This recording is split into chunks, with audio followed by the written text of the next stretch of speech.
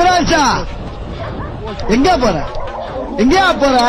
ஊருக்குள்ள பெரிய பெரிய ரவுடிலாம் இங்க இருக்க, நீ தனியா அடிபடி சாப்பிடுற.